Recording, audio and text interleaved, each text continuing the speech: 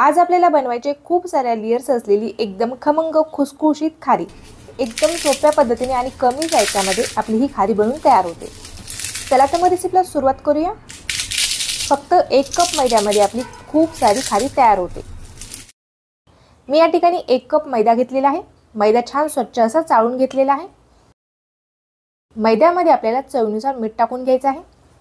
त्याचबरोबर यामध्ये मी टाकत आहे पाव चमचा ओवा। तुम्हाला खारीमध्ये ओवा आवडत असेल तर तुम्ही यामध्ये टाकू शकता किंवा स्किप करू शकता।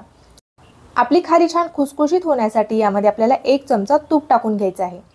तूप आपण या ठिकाणी गरम केलेलं नाहीये, रूम टेम्परेचरवर असलेलं तूप आपण या ठिकाणी वापरलेलं आहे। तुपाच्या ऐवजी तुम्ही या ठिकाणी तेलाचा देखील वापर करू शकता, पण तुपामुळे खारी आपली छान खुसखुशीत होते। मैद्यामध्ये तूप टाकल्यानंतर आपल्याला हा मैदा हाताने छान व्यवस्थित असं चोळून घ्यायचा आहे। यामध्ये जे टाकलेलं तुपाचं मोहन आहे ते मैद्याला आपल्याला व्यवस्थित असं लावून घ्यायचं आहे। हाताने चोळतच आपल्याला मैदा छान मिक्स करून घ्यायचा आहे। तुपाचं जर मोहन जास्त झालं तर आपली जी खारी आहे ती तेलकट होऊ शकते, त्यामुळे आपण तुपाचं जे प्रमाण आहे ते थोडंसं कमी ठेवलेलं आहे। आता यामध्ये आपल्याला थोडं पाणी टाकत हा मैदा व्यवस्थित असा मळून घ्यायचा आहे। पाणी एकदम न टाकता थोडंच टाका। तर मी सुरुवातीला थोडं पाणी टाकलेलं आहे आणि मैदा छान असा मिक्स करून घेतलेला आहे। अशा पद्धतीने आपण हा मैदा मळून घेतलेला आहे। बघू शकता तुम्ही, एकदम घट्ट नाहीये किंवा एकदम पातळ देखील नाहीये। या मैद्याची पोळी आपण सहजच लाटू शकतो। आता आपल्याला हा मैदा 10 मिनिट मुरण्यासाठी साईडला ठेवायचा आहे। यावरती मी एक कपडा झाकलेला आहे। खारीला लावण्यासाठी या ठिकाणी आपल्याला साठा तयार करून घ्यायचा आहे। वाटीमध्ये मी 1 चमचा तेल घेतलेला आहे आणि यामध्ये आपल्याला 2 चमचे कॉर्नफ्लॉवर टाकून घ्यायचे आहे। कॉर्नफ्लॉवरचाच वापर केला तर खारीला छान लेयर्स पडतील। तुमच्याकडे जर कॉर्नफ्लॉवर नसेल तर तुम्ही या ठिकाणी मैद्याचा वापर करू शकता किंवा तांदळाच्या पिठाचा वापर करू शकता। शक्यतो कॉर्नफ्लॉवर किंवा तांदळाचं पीठ वापरा। मैदा वापरला तर खारीला जास्त लेयर पडत नाही। खारीला लावण्यासाठी आपला जो साठा आहे तो तयार झालेला आहे। आता आपल्याला हा साठा साईडला ठेवून द्यायचा आहे। एक 10 मिनिट झालेले आहेत। आपले जे पीठ आहे ते देखील आता छान भिजलेलं आहे। पीठ आपल्याला परत एकदा छान मळून घ्यायचं आहे। अशा पद्धतीने मी पीठ परत एकदा छान असं मळून घेतलेलं आहे। तर या पिठाचे मी 3 गोळे या ठिकाणी तयार करून घेत आहे। या पिठाचे आपण अशा पद्धतीने 3 गोळे तयार करून घेतलेले आहेत। आता एक उंडा आपल्याला या ठिकाणी लाटण्यासाठी घ्यायचा आहे आणि बाकीचे जे 2 उंडे त्यावरती आपल्याला कपडा झाकून ठेवायचा आहे। पोळीपाटावरती थोडासा मैदा किंवा कॉर्नफ्लॉवर टाकून हे लाटून घ्यायचं आहे। गरज वाटली तर तुम्ही मैदा किंवा कॉर्नफ्लॉवर लावून हे लाटून घेऊ शकता। पोळी जर लाटताना चिटकत नसेल तर कॉर्नफ्लॉवर किंवा मैदा न लावता ही पोळी तुम्ही लाटून घ्या। तर एकदम पातळ आणि मोठ्या आकाराची आपल्याला ही पोळी लाटून घ्यायची आहे। तर बघू शकता तुम्ही, अशा पद्धतीने एकदम पातळ आणि मोठ्या आकाराची मी ही पोळी लाटून घेतलेली आहे। ही पोळी एका ताटामध्ये काढून घ्यायची आहे आणि त्यावरती आपल्याला कॉर्नफ्लॉवर टाकून घ्यायचा आहे किंवा मैदा टाकून घ्यायचा आहे, कारण आपल्याला यावरती दुसरी पोळी ठेवायची आहे आणि ती एकमेकांना चिटकू नये म्हणून आपण या ठिकाणी कॉर्नफ्लॉवर टाकलेला आहे। तिन्ही पोळी आपण या ठिकाणी लाटून घेतलेल्या आहेत। तयार केलेल्या या पोळीला आपल्याला साठा लावून घ्यायचा आहे।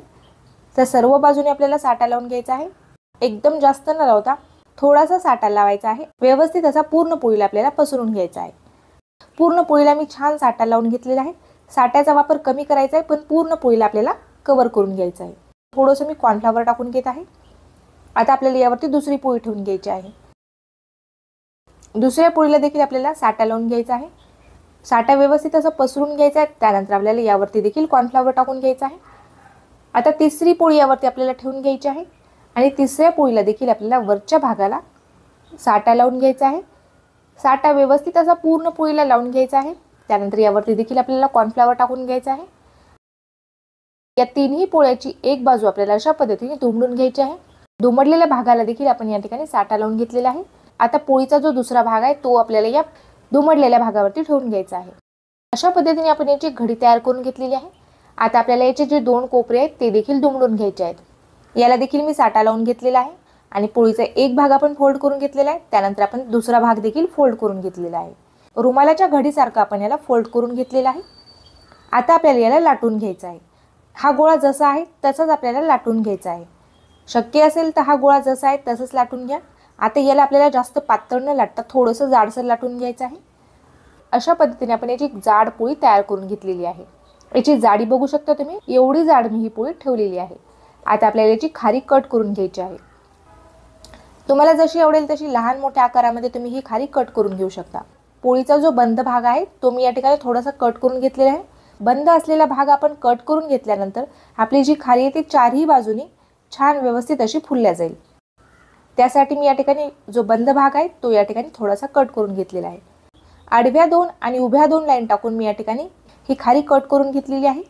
सर्व खारी आपण या ठिकाणी कट करून घेतलेली आहे। आता आपल्याला ही खारी तळून घ्यायची आहे। खारी तळण्यासाठी गॅसवरती आपण एक कढई ठेवलेली आहे। कढईमध्ये मी तेल गरम करण्यासाठी अगोदरच ठेवलं होतं। तेल कमी गॅसवरतीच आपण छान गरम करून घेतलेलं आहे। यामध्ये आता आपल्याला ही खारी तळून घ्यायची आहे। खारी तेलामध्ये टाकताना तेल थोडंसं कमी तापलेलं पाहिजे। तेल जर एकदम कडकडीत गरम असेल तर आपली जी खारी आहे त्याला छान लेयर्स पडणार नाहीत। त्यासाठी आपल्याला तेल गरम करून थोडंसं थंड करून घ्यायचं आहे। तेल आपल्याला थोडंसं कमीच गरम पाहिजे। आता तेलामध्ये मी खारी सोडून घेत आहे। तर खारी तेलामध्ये सोडल्या वर आली नाही पाहिजे तरंगत। खारी तेलामध्ये सोडल्यानंतर ती बुडाशीच थोड्या वेळ राहिली पाहिजे। खारीचे लेयर्स ओपन होईपर्यंत आपल्याला गॅस एकदम कमी ठेवायचा आहे। खारीची आपण बाजू एकदा बदलून घेतली की लगेचच आपल्याला गॅस मध्यम आचेवरती करायचा आहे। खारी तेलामध्ये सोडल्यानंतर आपण लगेचच याला झाऱ्या न लावता थोड्या वेळ आपण ही खारी अशीच तळू दिलेली आहे। त्यानंतर आपण झाऱ्याने या खारीची बाजू बदलून घेतलेली आहे। मध्यम आचेवरती गॅस केल्यानंतर आपल्याला खारी अलटी-पलटी करत व्यवस्थित अशी तळून घ्यायची आहे। कारण आपली जी खारी आहे ती आतपर्यंत व्यवस्थित अशी तळली गेली पाहिजे आणि खारीला रंग देखील एकदम छान एकसारखा आला पाहिजे। अलटी-पलटी करताना अलगद आपल्याला खारीची बाजू बदलून घ्यायची आहे। कारण खारी एकदम नाजूक आहे आणि याला खूप साऱ्या लेयर्स पडलेल्या आहेत। याच्या लेयर्स तुटू शकतात। त्यामुळे आपल्याला अलगदच याची बाजू बदलून घ्यायची आहे। तर दोन्ही बाजूने अलटी-पलटी करत मी छान खारी तळून घेतलेली आहे। खारीला रंग देखील एकदम मस्त आलेला आहे आणि एकदम कुरकुरीत झालेली आहे। आता आपल्याला ही खारी काढून घ्यायची आहे। खारी काढल्यानंतर आपल्याला एका झाऱ्यावरती काढून घ्यायची आहे। लेयर्सच्या बाजूने मी ही खारी झाऱ्यावरती काढून घेतलेली आहे। त्यामुळे यामध्ये काही तेल असेल ते पूर्णपणे निथळून जाईल। झाऱ्यावरती खारी काढल्यानंतर आपल्याला हा झाऱ्या एका प्लेटमध्ये असंच ठेवून द्यायचा आहे। त्यामुळे यामध्ये काही तेल असेल ते पूर्णपणे निथळून जाईल। खारी आपण मध्यम आचेवरती तळून घेतलेली आहे। तेल आपलं जास्त तापलेलं आहे। त्यासाठी आपल्याला आता तेल पूर्णपणे थंड करून घ्यायचं आहे। त्यानंतर आपल्याला दुसरी बॅच तळून घ्यायची आहे। तर मी गॅस बंद करून घेतलेला आहे। तेल मी थोडंसं थंड केलेलं आहे। त्यानंतर आपल्याला यामध्ये बाकीच्या खारी तळून घ्यायच्या आहेत। आता तेल थोडंसं थंड झालेलं आहे। यामध्ये मी परत 3 ते 4 खाऱ्या सोडून घेतलेल्या आहेत आणि या खारीला देखील तुम्ही बघू शकता खूप साऱ्या लेयर्स पडलेल्या आहेत। जेवढी आपण खारी तळून घेतलेली आहे तेवढ्या सगळ्या खारीला आपल्या छान लेयर्स पडलेले आहेत। ही देखील खारी आपण एकदम छान अशी तळून घेतलेली आहे। याचा देखील रंग एकदम छान आलेला आहे। आता ही तळलेली खारी देखील आपल्याला काढून घ्यायची आहे। तर सर्व खारी आपण या ठिकाणी तळून घेतलेली आहे। मोजता येणार नाहीत एवढ्या छान लेयर्स यामध्ये पडलेले आहेत आणि आपली जी खारी ती व्यवस्थित अशी आपण आतपर्यंत तळून देखील घेतलेली आहे। खारीला रंग देखील छान आलेला आहे। विकतची खारी आपण आणतो त्यापेक्षा देखील एकदम छान मस्त अशी आपली ही खारी तयार झालेली आहे। कुरकुरीत आपली ही खारी तयार झालेली आहे। चहासोबत तुम्ही ही खारी खाऊ शकता, नुसती खाली तरी देखील हरकत नाही।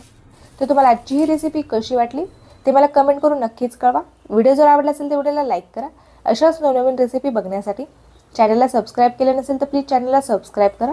भेटूया तशीच एका छानशा रेसिपीसोबत। तोपर्यंत धन्यवाद।